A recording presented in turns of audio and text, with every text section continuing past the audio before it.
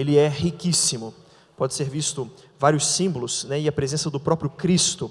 Ele mesmo é este bom samaritano. Nosso padroeiro diz isso numa de suas homilias. Santo Antônio fala que Jesus é o grande bom samaritano da humanidade. É ele que nos resgata. Nós somos aquele que caiu nas mãos dos assaltantes, Satanás, que nos subjugou pelo pecado e nos deixou cheio de feridas na alma. Nossa alma está enferma. E Jesus é este grande samaritano que passa no caminho e nos resgata. Ele é o bom samaritano. Mas além de toda esta riqueza, seguindo um pouco o que a própria liturgia nos indica, o que a primeira leitura nos mostra, nós vemos que o que Deus nos fala neste domingo é sobre a nossa consciência, a formação da nossa consciência moral. Nós estamos num tempo de crise institucional, crise espiritual, humana, crise de saúde mental. E o que a gente percebe é isso, falta consciência moral. E o apelo que a liturgia faz para nós, nesta manhã, neste domingo, é sobre a formação da nossa consciência. Me explico. Aquilo que nós ouvimos na primeira leitura, no livro do Deuteronômio, Deus fala, através de Moisés, que os mandamentos que Ele deu, que Ele está dando para o povo seguir, que são aqueles que estão nas 2 tábuas da lei, fora as outras prescrições litúrgicas que Ele também dá no livro do Levítico. Deus, esses mandamentos da lei, né, nós temos as 2 tábuas, os 3 mandamentos de um lado, referentes a Deus, e os 7 outros mandamentos referentes ao próximo. O que Deus fala através de Moisés é que estes mandamentos não estão fora do nosso alcance. O catecismo diz que o homem ele é capaz de Deus. Nós somos capazes de ouvir o mandamento de Deus e corresponder. Mas mais do que isso, as leis que Deus dá, elas de algum modo, elas já estão inscritas no coração do homem. Toda lei, toda a verdade, ela procede de Deus. Deus é a fonte de toda a verdade. A sua sabedoria é o que o catecismo chama de lei eterna. Toda a sabedoria de Deus, ela é em si mesma. Deus é em si mesmo, né? E tudo Ele transmite para nós. Só que esta lei eterna, ela é transmitida aos homens de alguns modos. O primeiro deles, na própria criação, Deus transmite o que nós chamamos de lei natural. Todos nós temos em nosso coração esta lei natural. O Papa Leão recentemente fez esse apelo, falando aos governantes, se não me engano, ele faz esse apelo, ele diz, olha, as sociedades elas fundam-se, mesmo que não sendo religiosas, elas fundam-se nisso, na lei natural. Que é a lei natural? É este ordenamento para o bem. É algo que não vem de nós, nos foi dado. Nós não a buscamos ou a pedimos, ela simplesmente existe dentro de nós, um impulso, uma força que conduz-nos para o bem.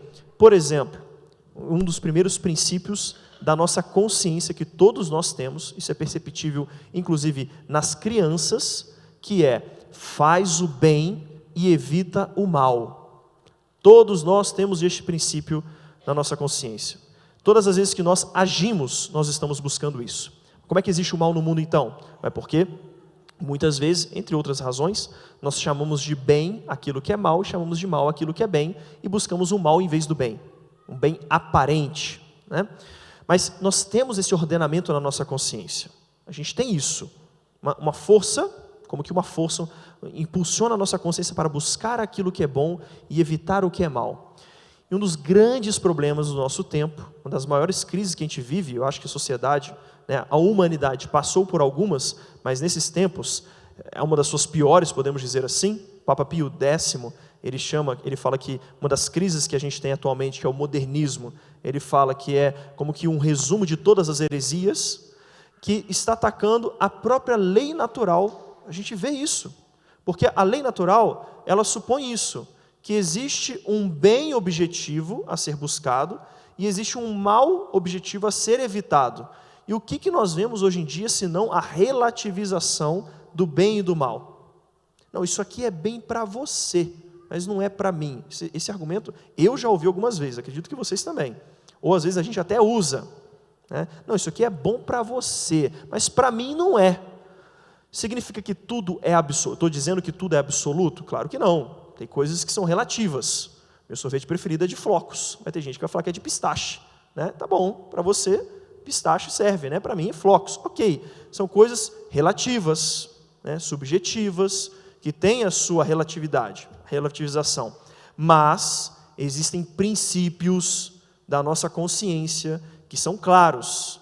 Certas coisas são ruins, são más. E mesmo que o homem diga que é bom, continua sendo ruim, continua sendo má. O salmo que nós ouvimos diz que os humildes devem buscar a Deus e se alegrar, porque aí o coração revive.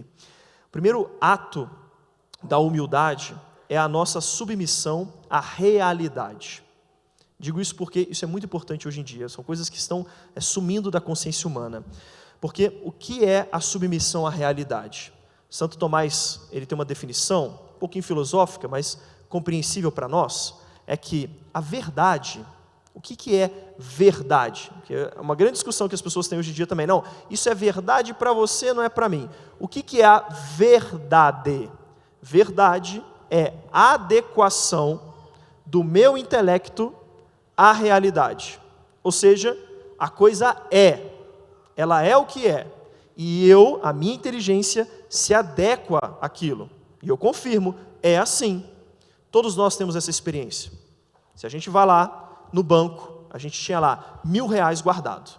Eu não mexi, ninguém mexeu, ninguém tem a minha senha bancária, ninguém tem acesso ao meu cartão. E eu chego lá e só tem 500. Eu falo, tem uma coisa errada.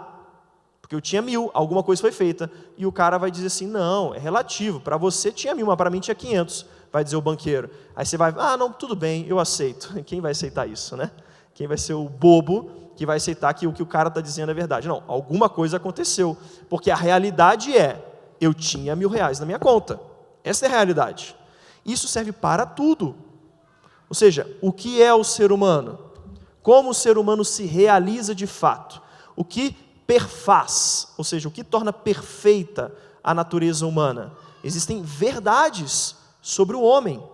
E a lei eterna, a sabedoria de Deus, que é o nosso Criador, transmitiu essas verdades para nós, em primeiro lugar, pela lei natural. Então, todos nós, visitando a nossa consciência, não vivendo na superfície, não vivendo a vida empurrando, né? Tomado pelas ideologias, a gente consegue perceber estas coisas. E este é um sinal de humildade, a verdadeira humildade. Nós nos adequamos às coisas como elas são. Nem tudo é preto no branco, nem tudo é muito claro, tem coisas que têm as suas nuances, mas nós temos um dever, com a nossa inteligência, a penetrar as dificuldades da vida e entender as nuances. Tem coisas que são meio complicadas, mas há uma verdade para cada circunstância. A verdade ela pode ser conhecida. Repito, o homem é capaz de Deus. A própria oração coleta hoje, está no número 6 do folheto. Nós falamos, ó Deus, que dais a luz da verdade àqueles que erram, para retornarem ao bom caminho. Deus é a luz da verdade. Ele dá, repito, pela lei natural, mas Ele dá também de modo revelado. Ele positiva esta lei, ou seja, Ele nos dá por escrito, que são os 10 mandamentos, e depois no seu Filho, Ele dá ainda a plenitude da verdade, se revela no próprio Cristo. Ele é a plenitude da verdade, e Ele se dá a conhecer, e nós podemos conhecê-lo e obedecer à verdade. E qual o problema que nós temos hoje, principalmente? As ideologias. A ideologia é um negócio que acaba com a inteligência humana, e elas estão se espalhando cada vez mais. Século XIX, século XX, é o grande boom das ideologias que vão corrompendo as mentes humanas. A gente vê isso, isso é bem longo, né? Você poderia estudar, na verdade, desde o século XVIII, né? Já com a Revolução Francesa, entre outras coisas, o nominalismo no século XIII, enfim, a gente pode ver uma caminhada da humanidade para a fuga da realidade e a assunção das ideologias. Porque a ideologia, ela é justamente o oposto do processo da verdade. São Tomás diz, verdade o que é? E a gente experimenta isso. Eu me adequo à realidade. A realidade diz uma coisa e eu aceito. Por quê? Porque está no mundo real. Não adianta brigar com aquilo que é real. O que é a ideologia? Eu quero de um jeito e a realidade tem que mudar. Porque eu quero, porque a minha inteligência quer diferente, a realidade tem que se submeter. Isso é uma briga perdida, mas é o que os homens continuamente fazem, sobretudo nos nossos tempos.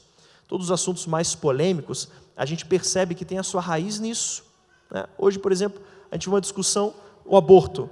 Cara, o aborto virou a maior pandemia que nós temos é a pandemia do aborto.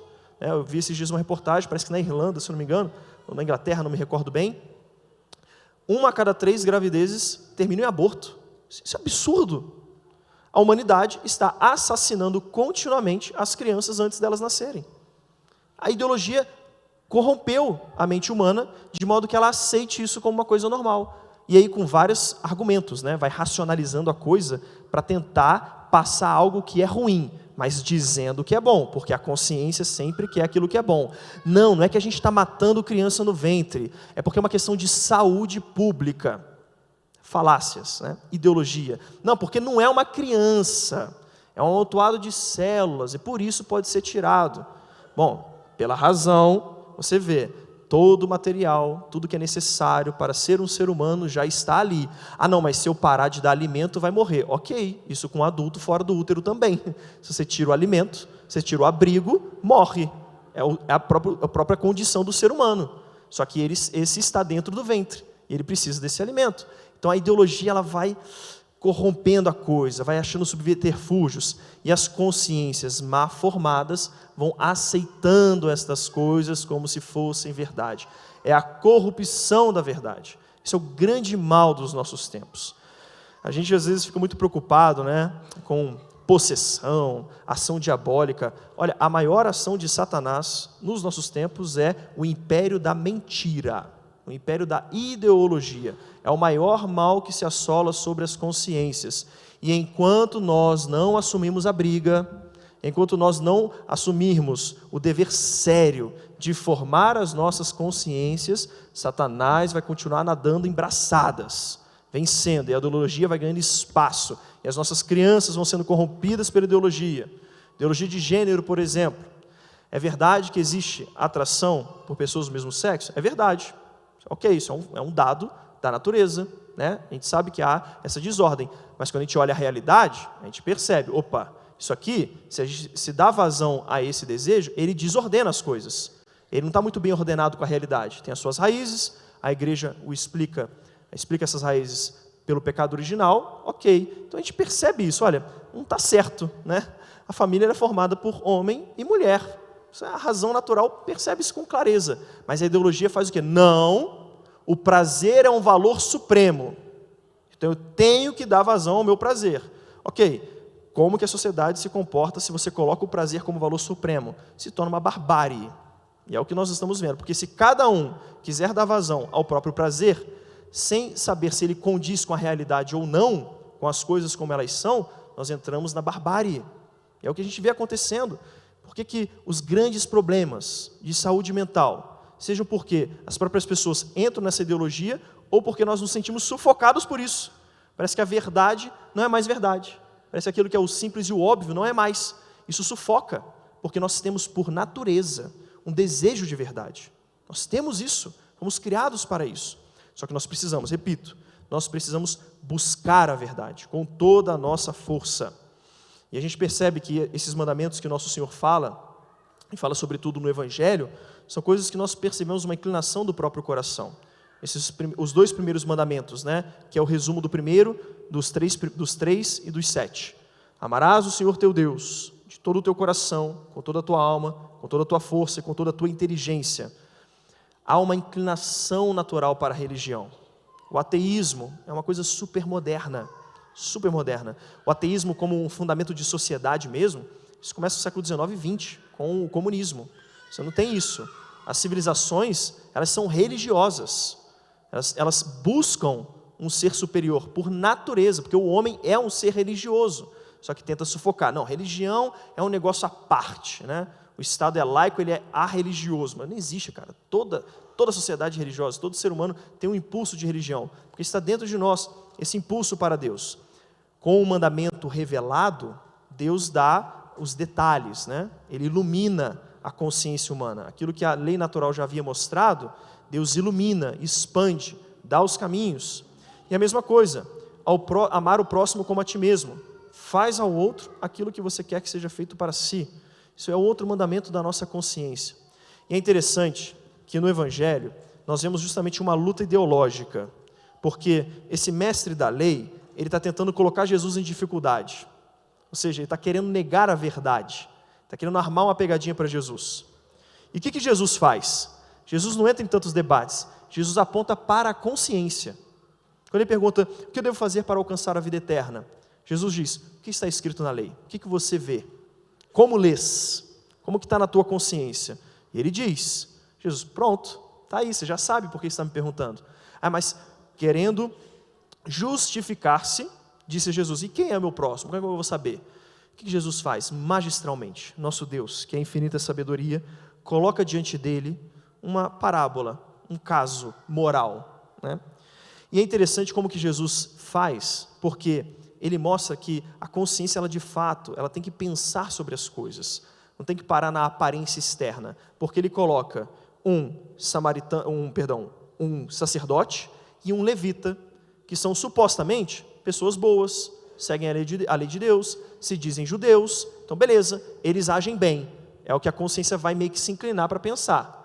Mas chega um samaritano, que é o quê? Que não é judeu, que adora em outro monte, não concorda com os judeus, tem rixa, e este sim faz a boa ação. Ou seja, ele apela de fato para a consciência daquele homem, e pergunta para ele, quem agiu de acordo, né? Quem foi mais próximo desse homem?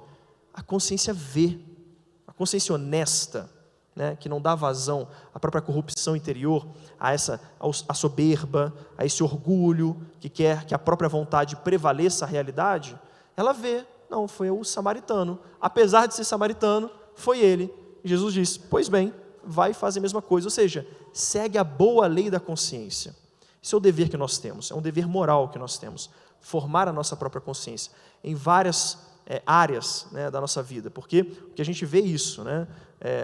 Chesterton dizia isso, vai chegar um tempo em que nós teremos que dizer que a grama é verde, e chegou esse tempo, né? Tem que afirmar o óbvio, porque o óbvio está sendo questionado, por causa disso, porque rompeu-se essa ligação com Deus, com a lei eterna, e com a lei natural que Ele impõe, que Ele coloca, né? Não impõe, mas que Ele coloca nos nossos corações.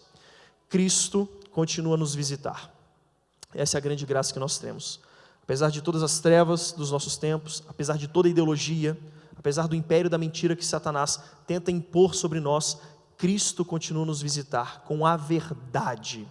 Ele é a verdade. Tem as Sagradas Escrituras, temos o Catecismo da Igreja Católica, temos os doutores da Igreja, temos a Eucaristia, que é o próprio Deus que se dá em alimento, tudo para que a nossa consciência seja iluminada pela verdade. Mas nós precisamos buscá-la, sinceramente.